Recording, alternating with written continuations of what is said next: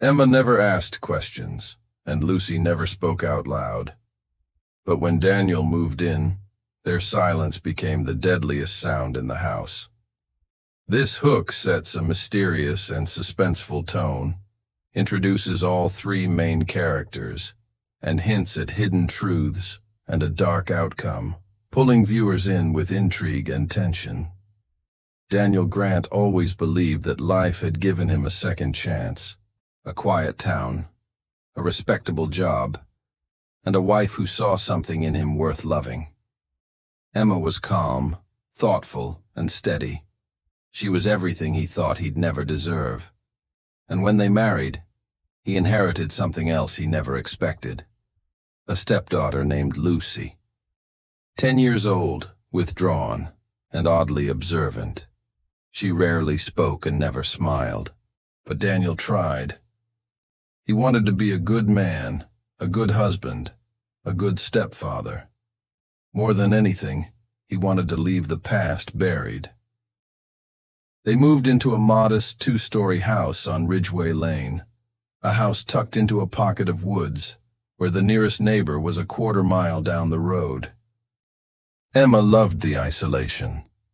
Lucy seemed content to roam the backyard, dragging a stuffed animal through the leaves.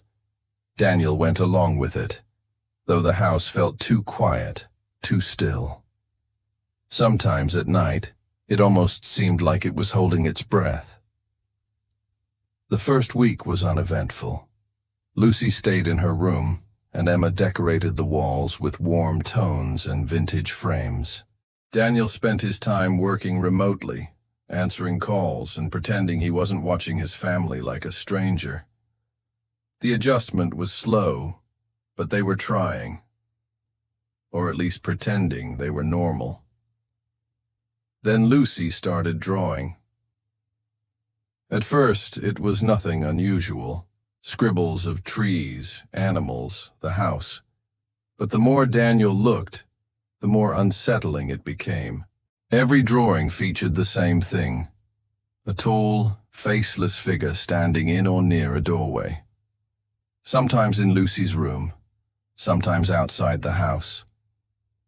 In one drawing, the figure stood behind Daniel at the dinner table, its hand resting gently on his shoulder.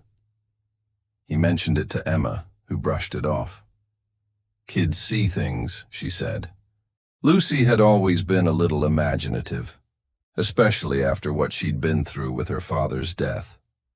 But Daniel couldn't stop thinking about the drawings, about how specific they were, about how the figure always seemed to appear closest to him.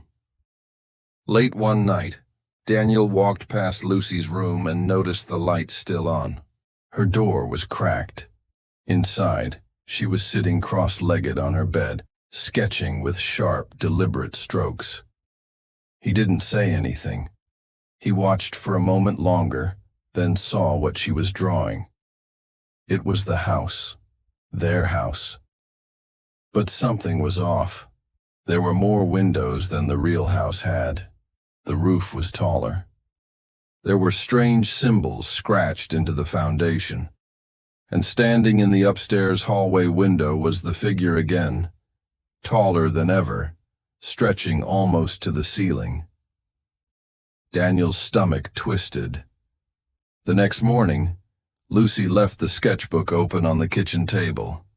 Daniel flipped through it carefully. Some drawings were familiar scenes, others were not. One showed a room he didn't recognize, small, with peeling wallpaper and a brown recliner in the corner.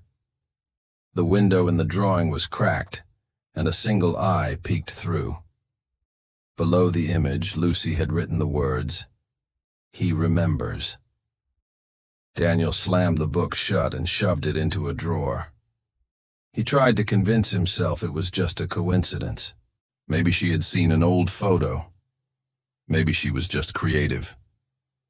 But the memory it triggered was something he'd worked for years to erase. The room in Lucy S. drawing looked exactly like the one he had lived in back when he was 19, before the court case, before the sealed files. Before the psychologist's report that said he could be rehabilitated, that was a different time, a different life, one he thought no one knew about. That night, Daniel dreamt of the old apartment, of the broken floorboard where he had hidden the necklace, of the sounds behind the wall. And when he woke up in a cold sweat, he swore he heard footsteps in the hallway. Slow, careful, measured. He stepped out of bed and moved toward Lucy's room. The door was ajar, but the light was off. He peered in. She was asleep, facing the wall. But the notebook lay on the floor, open to a new drawing. This one showed Daniel standing in Lucy's doorway. Behind him was the tall figure. Only this time, the figure had a face, and it was his. Daniel couldn't shake the image. The drawing haunted him throughout the day. It wasn't just the fact that Lucy had drawn his face on that faceless figure. It was the expression she'd given him. Blank eyes, mouth twisted into something between a smile and a sneer. It didn't look like a man. It looked like a mask. And yet, it was unmistakably him. He tried to focus on work, but his hands kept trembling. Every noise in the house made him flinch. Emma noticed the tension and asked if he was feeling okay. He gave her the usual response. Just tired, adjusting to the new place. She accepted it, but he could tell she wasn't convinced. There was a subtle change in her demeanor, too. She was watching him more carefully. Not openly, but enough that he felt the shift. Later that evening, he took Lucy's sketchbook from the drawer he'd hidden it in and flipped through it again. He needed answers. Maybe he'd missed something. Among the pages were more drawings of the tall figure, of himself, of the strange room from his past. And then he found one that made his blood run cold. It was a courtroom.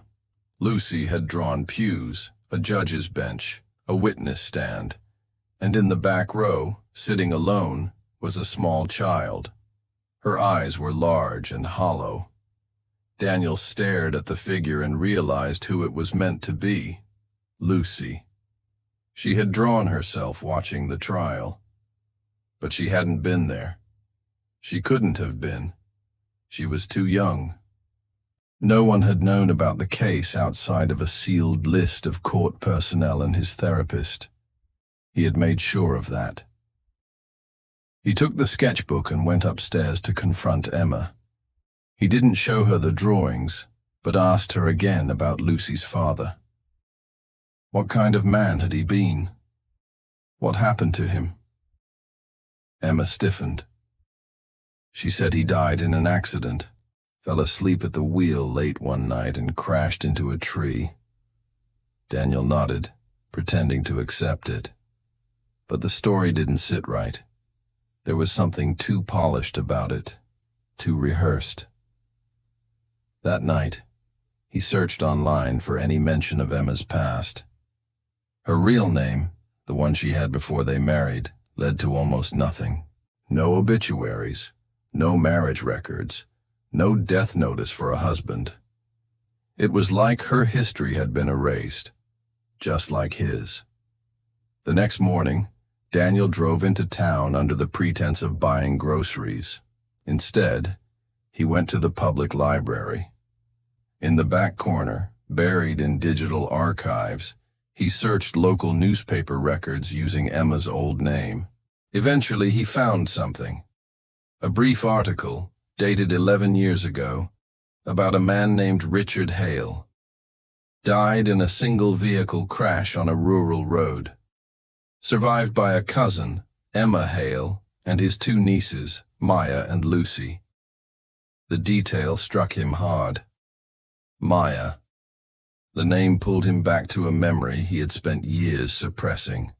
Maya was the girl from the case, the one he had hurt. The one he had told the court he barely knew. But now the article said she was Lucy's sister, The timeline didn't make sense. Maya had been 16 at the time of the incident. Lucy would have only been a baby. And yet here she was, 10 years later, drawing his past with terrifying accuracy. The room started to feel smaller. Daniel's hands trembled as he printed the article and folded it into his pocket. He didn't return home right away. He sat in his car, gripping the steering wheel, thinking through the impossible chain of events. Emma had known who he was all along. She had known and married him anyway. Which meant one thing. This wasn't coincidence. It was a setup. He returned home and found the house eerily silent. Lucy was in her room, drawing again. Emma was in the kitchen, humming softly while she chopped vegetables. When he looked at her, she smiled. The same soft, familiar smile she always gave him. But now he saw it differently. It was calm, controlled, and deliberate. Daniel forced a smile in return and went upstairs. He needed time to think, needed a plan. But on the floor outside his bedroom was another drawing, one he hadn't seen before. It was of him, lying in bed. His eyes were open. A knife hovered above his chest, gripped by a shadowy figure. And next to the bed stood Lucy, holding the sketchbook and watching. He stared at the drawing until his vision blurred. This wasn't just a coincidence. It wasn't imagination. It was a message. She remembered everything. Daniel stayed locked in the bedroom for over an hour after finding the new drawing. His heart pounded as he paced the floor, his mind unraveling in a spiral of paranoia and fear. Each step he took seemed to echo louder than the last, as if the house itself was listening. He replayed every conversation, every strange glance, every quiet moment that now felt rehearsed. He knew something was building. He just didn't know what. He opened the drawer of the nightstand and pulled out the article he had printed earlier that day. The words seemed to mock him now. Survived by nieces Maya and Lucy. There was no mention of Maya's fate after the incident. No mention of him. It was a whisper in time, erased like everything else about the case. He had tried to move on. Therapy, new name, clean record. He had told himself that he wasn't the same person, that he had made a mistake, a terrible mistake, but one he had paid for. And yet here he was, hiding in a room in his own house, afraid of a child who knew too much. That night, Daniel didn't sleep. He sat in the living room in complete darkness, listening to the creaks and groans of the house. At 2:47 a.m., he heard footsteps, soft, slow, deliberate, coming from the hallway. He didn't move. The footsteps stopped just behind the couch, right where he was sitting. He turned on the lamp. No one was there. The next morning, Emma made breakfast like nothing had happened. Pancakes, coffee, soft music playing in the background. Daniel watched her carefully. She smiled and asked how he slept. He told her he didn't. She just nodded, as if she already knew. He decided to look into Lucy's belongings, not out of malice, but desperation. While Emma took a call in the other room, he stepped into Lucy's bedroom. It was eerily tidy. Her bed was perfectly made, stuffed animals lined up along the pillows. The sketchbook lay on the desk, open to a new page. This drawing was different. It was a map, not of the house, but of the basement. Daniel hadn't been down there since they moved in. It was just a cluttered space filled with old boxes and broken furniture, or so he thought. But Lucy had drawn it with precision. Walls, staircases, even measurements. At the center of the map was a red X, drawn over what appeared to be a false wall. He waited until Emma and Lucy went to the store that afternoon, then made his way downstairs. The basement smelled of damp earth and old wood. He turned on the light and followed the sketchbook's map. The air grew colder as he moved toward the far end of the basement. There, behind a pile of dusty boxes, was a wooden wall that sounded hollow when he knocked. He pushed, and after some resistance, the panel slid open to reveal a narrow crawl space. Inside, he found a single cardboard box. He dragged it out and set it on the floor. Inside were items that should have never been there. A red scarf, identical to the one Maya had been wearing the night everything happened. A photograph of young Maya and Lucy standing in front of a treehouse, both smiling, both unaware of what their futures would become. And at the bottom of the box, a cassette tape. Daniel hesitated, then went upstairs to find something to play it on. He dug out an old tape recorder from a storage bin and pressed play. What came out was his own voice. The tape began mid-sentence. He was recounting the incident, the night Maya had confronted him, the way he'd lashed out, the way he'd lied about it afterward. It was everything, his confession, word for word. He couldn't remember ever recording it, but he had. It was the same confession he had once made in a therapy session years ago when he thought he was safe, and now someone else had it. That night, he didn't wait for the footsteps. At 3 a.m., he walked into Lucy's room. She was awake, sitting cross-legged on the bed, sketchbook in hand. She didn't look surprised. He told her everything. The truth. The full truth. He spoke slowly, without excuses. He described what he had done to Maya, how he had failed her, how he had covered it up. Lucy didn't say a word. She didn't need to. When he finished, she turned the sketchbook toward him. It was a portrait of him sitting at a table, speaking into a microphone surrounded by police officers. She had known exactly what would happen. Daniel realized too late that the confession wasn't his darkest moment. It was the trap they had been waiting for. Daniel spent the next morning in a haze. The house seemed brighter than usual, but not in a comforting way. The sun filtered through the windows like a spotlight, exposing everything he had tried to hide. After the confession, he had expected something. Anger, confrontation, perhaps even Emma leaving with Lucy. But nothing happened. Emma made breakfast again, calm and collected. Lucy sat at the table eating cereal, flipping through the sketchbook with quiet focus. It was the silence that terrified him most. Daniel avoided looking at either of them. He took his coffee and retreated to the back porch, where the woods behind the house stretched endlessly. Somewhere in those trees, his old life felt like it still lingered, waiting, watching. He sat in a rocking chair, holding the cold mug, wondering if this was how the end began, not with sirens or screaming, but with quiet knowing. By mid-afternoon, Emma came outside and handed him a folded envelope. No explanation, just a soft, polite smile. He opened it after she walked away. Inside were 4 photographs, all printed on matte paper. The first was of Maya as a teenager, staring directly into the camera with unreadable eyes. The second was of Lucy, much younger, standing outside the old courthouse.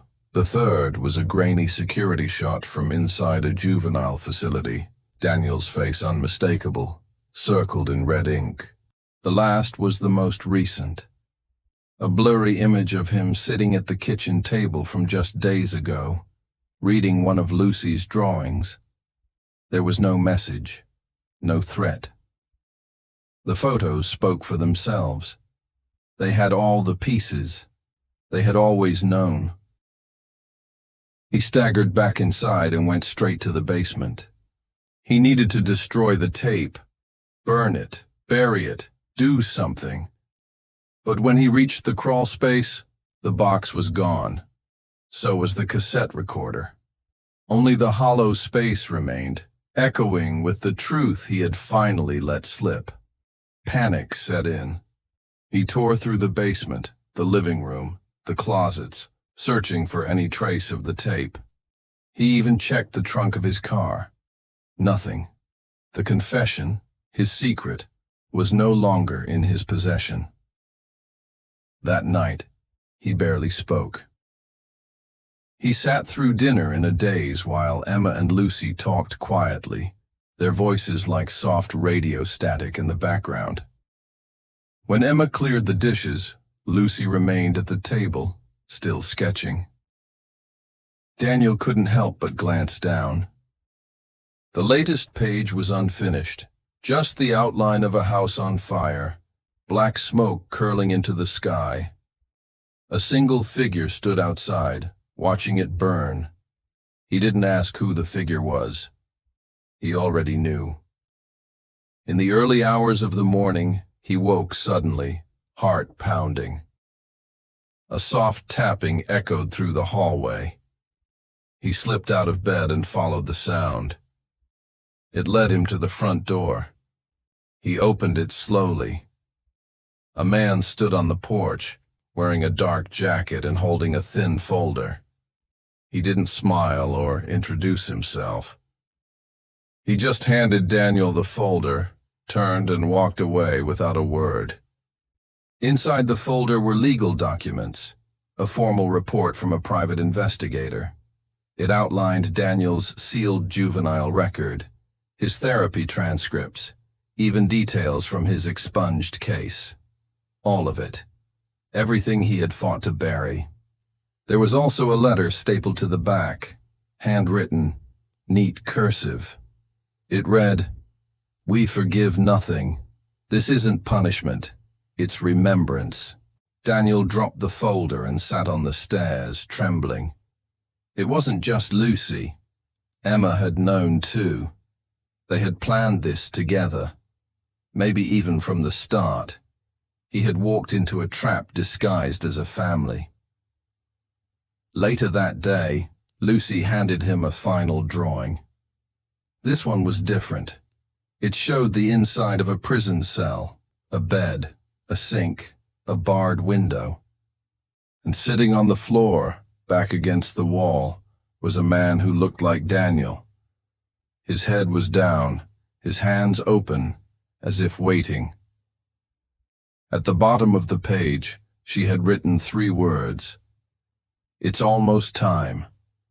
Daniel locked himself in his office, heart pounding, mind racing. He picked up the phone to call a lawyer, maybe the police. But when he looked out the window, he saw Emma in the garden, snipping flowers with calm precision. Lucy was nearby, sitting in the grass, flipping through her sketchbook. They weren't running. They weren't afraid. They were just waiting. And Daniel knew then there was no escape. The story wasn't just being told. It was being drawn, page by page, and the ending was already written. Daniel didn't leave his office for hours after receiving the drawing of the prison cell. The silence in the house was no longer peaceful. It was loaded, like every second that passed was part of a countdown only he couldn't see. He stared at the sketch on the desk, tracing the lines of his future with a trembling finger. The message had been clear. It's almost time. But time for what? Arrest? Exposure? Something worse? The fear clawed at him from the inside. He couldn't think clearly. He kept replaying his confession over and over, wondering what he could have said differently, how he could have hidden it better. But there was no rewriting the past. The truth was out. And somehow, Lucy and Emma had it in their hands. They didn't scream. They didn't cry. They simply watched as the trap they'd designed began to close. Around dusk, Daniel noticed movement outside. A dark sedan had pulled into the end of the driveway.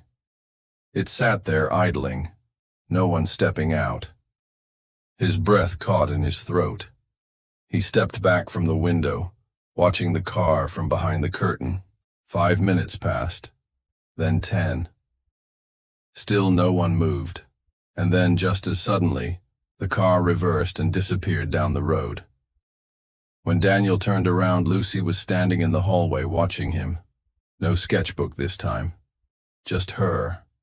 Calm, quiet, unreadable. She didn't say a word before turning and walking away. He followed. She led him through the house and down into the basement again. She paused beside the crawl space where the box had once been, then reached up and pulled a string. A small attic door opened overhead, hidden in the ceiling of the basement. Daniel had never even noticed it before. Lucy pointed up. He hesitated, but climbed the narrow ladder, his heart hammering in his chest. The attic space was tight and dimly lit by a single bulb. What he found stopped him cold. Lining the walls were more drawings, dozens of them, all carefully tacked in rows. Not just the ones he'd seen before. These were more detailed, more specific. His old apartment, the courtroom, a therapy office, and, most disturbingly, a depiction of the moment Maya had confronted him all those years ago. It was identical to his memory. The hallway, the shadow, her terrified eyes. There was no way Lucy could have known. No way anyone could have known, unless someone had seen it happen. Unless someone had been there. Then he saw the last drawing, larger than the rest. It showed the inside of their current home. The living room, to be exact. Emma was standing by the window. Lucy was sitting on the couch, and Daniel was on the floor. His wrists were cuffed, 2 officers standing behind him. It wasn't a guess. It was a prophecy. Suddenly a creak came from the ladder below. Daniel scrambled down, but it was too late. Emma stood in the basement with 2 uniformed officers behind her. Their expressions were stone. One held a set of handcuffs, the other a folder, likely the same one Daniel had received earlier. He didn't resist as they stepped forward. He didn't say a word. He only looked at Emma, who stared back at him with the same calm, unwavering focus she'd had from the very beginning. As they walked him out of the house, Daniel saw Lucy standing at the top of the stairs. She wasn't smiling, but there was something in her eyes, something that said this had always been the plan. From the moment he stepped into their lives, they had been waiting. In the back of the police car, Daniel leaned his head against the window. As the house disappeared behind the trees, he tried to understand how it had all unraveled so completely. They hadn't screamed. They hadn't shouted. They had simply remembered and waited for him to tell the truth himself. Later, in a sterile room at the police station, an officer played the cassette tape. Daniel listened to his own voice breaking down, word by word. He didn't try to stop it. There was no point. The confession was real. The evidence was undeniable. In his cell, Daniel was finally alone. No Emma, no Lucy, no drawings, just silence. But even then, in the stillness, he couldn't stop seeing the images. Lucy's sketches played over and over in his mind. Frames of a life he had tried to rewrite, drawn by the only person who had always known how the story would end. And in the end, it wasn't his confession that undid him. It was theirs.